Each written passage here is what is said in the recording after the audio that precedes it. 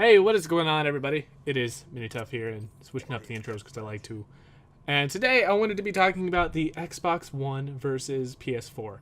And no, I'm not doing an in-depth, deep dive, full-on, and whatever thing where I'm like, okay, well, the Xbox One has a 1.8 gigahertz quad-core, 8-core CPU that's, this, and the PS4 is clocked 0.7 gigahertz behind it. I'm not going to be doing like a full comparison of every single thing. I'm just going to be giving my thoughts on what it is. So I watched both of the conferences, and I will tell you that I was impressed with the Microsoft conference. I thought their first conference, like the reveal event, sucked so bad. It was just... that's what killed it. That first conference might have officially killed the Xbox One in sales. It could have been really good. I mean, I could have seen really good Xbox One pre-orders and stuff, but now it seems like that one conference might have screwed them over. And maybe if they did that, the second conference they did, the one at E3, the first time, the results could have been very different. But instead, they talked about the TV a little bit too much, and it seemed to piss off the consumers. And not only that, it wasn't really the TV thing that everyone freaked out. It was all the used games and all this stuff where they were taking away people's rights and people were getting all freaked out. It's a big thing, and I guess, people are freaking out over it. So, I thought the Xbox One conference at E3 was good. I mean, they went through everything very quickly. I wasn't sitting there bored waiting for something to happen. Everything was just go, go, go. They showed all these games. Although, there was one game that made me want the Xbox One, and that was Dead Rising 3, and I don't know anything about it, but it looked like a big open world zombie game. It looked cool, and it was the only game that was actually exclusive to Xbox One. I mean full exclusive, like you can't get it on a PC or a PS4. I know there are other exclusives, but that was the only one I was interested in. And there was Titanfall, but I mean that one is on PC too. I mean so here's the good things about the Xbox One. We got you got all this TV stuff, so you can watch TV over it. I mean, there's that one Rise game, Dead Rising 3 looks pretty cool. Titanfall looks good, but you can get it on PC too. So Call of Duty DLC early, right? Like we got enough Call of Duty, right? Maybe if you wanted, if you just you want to spend some money, you feel like a hole in your pocket, and you feel like you want money to spend, you can buy an Xbox One. I mean, it's definitely bold. Like look at this picture, bold. Get it? Huh? Okay. No. Okay. Well, the PS4 is definitely italic. Okay. Never mind. Okay. Let's talk about the PlayStation 4 and what I liked about it and its conference. So I thought the PlayStation 4 conference was. It started off. I was really bored. Well, it started out like just at the start, like the first 2 minutes, I was like jamming out to the music. They were playing some music, and I was like, yeah, this is gonna be so good. Like the PlayStation Vita, you can connect it. And I was like, really, I don't care about the PlayStation Vita. Really, come on. They're like, oh, we're not gonna ditch the PS3, and I was like, come on, nobody cares about this stuff. Blah. I was like falling asleep, and we were like an hour in. I was like, oh my goodness, I think I'm just gonna close this tab and go do something. And then, they finally started talking about the games, and they showed off, like, Assassin's Creed 4. They showed off Kingdom Hearts 3, which I hear is a big game. I know Danny's definitely interested in that. I don't know if that's an exclusive. I've heard multiple ways. I've heard, that's only a Xbox One exclusive. But, I mean, I've heard, or PS4 exclusive, excuse me. But I've heard, it might be on PC too. So I don't know, what we're going to be expecting on that game. But I know it does look good. We got Killzone Shadowfall. That looked really good. Although they showed that off at the, the very first release.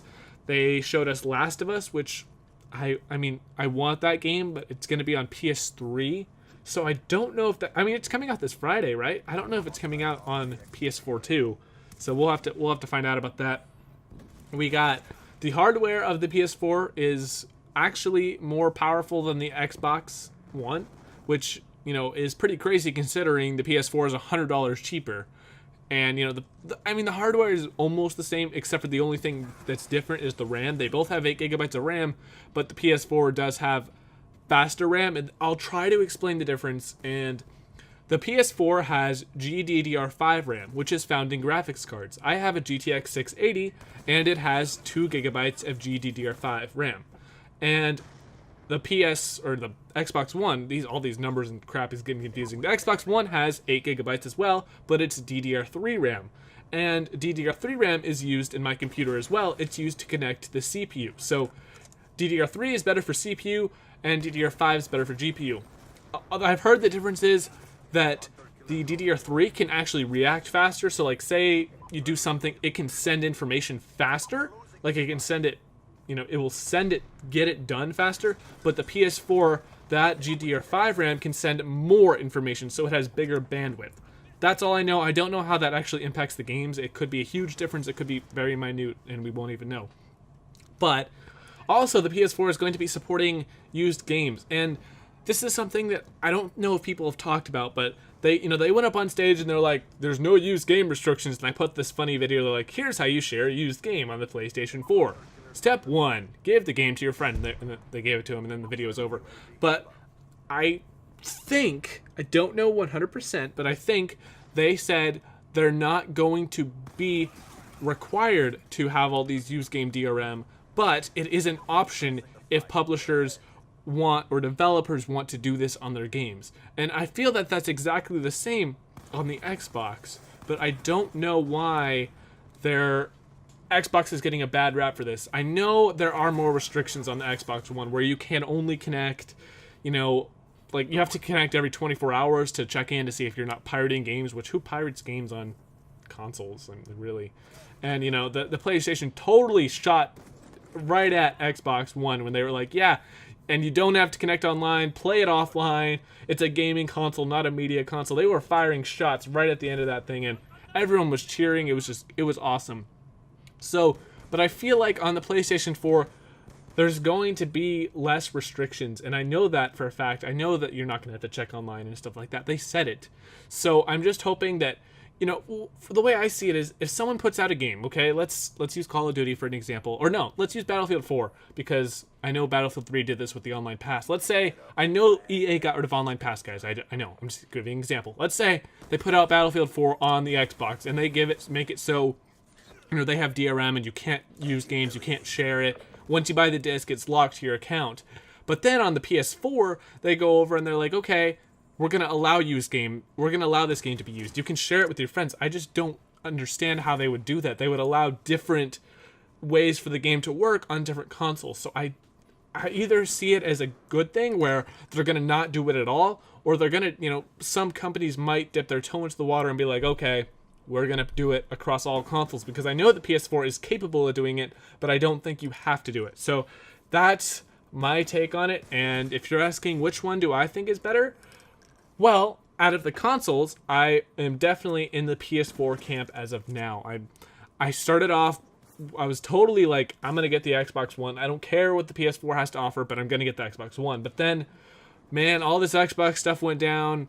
And first of all, the PS4 looked good. Their conference was good. And I was like, okay, Xbox is going to just blow this up. It's going to be such a good conference. And I saw their conference and I was like, oh man, I might have to look into the PS4 a little bit. And it just kind of all blew up. And now it seems like if I'm getting a console, if that's the keyword, I will get the PS4. But I don't even know if I'm going to be buying a new console. I feel like my PC is more than adequate for gaming. I've got 2 GTX 680s, and I can handle games. That's not the problem. It's just maybe there are some functionalities on the PS4 that I will need that my PC cannot offer. Maybe all the sharing functionality or something else. Maybe there are some exclusives that I need on the PS4 or Xbox 720 for that. Maybe there's something I need that cannot be offered on my PC. But for now, I'm going to be sticking with my PC. But if I had to get a console, I would get the PS4. So that's my take on it. I know it's not all sciencey and factual and stuff like that, but that's what I thought of the E3 conferences, because I know everybody in the universe is giving their take on which console's better, and that's what I think. And I want you guys to do something for me. This is going to be awesome to see what you guys are thinking. In the description, I'm going to have an easy poll link where it's going to say, which console do you want? Xbox One or PS4? I want you guys to vote, and I want to see what you guys want. Don't leave it in the comments.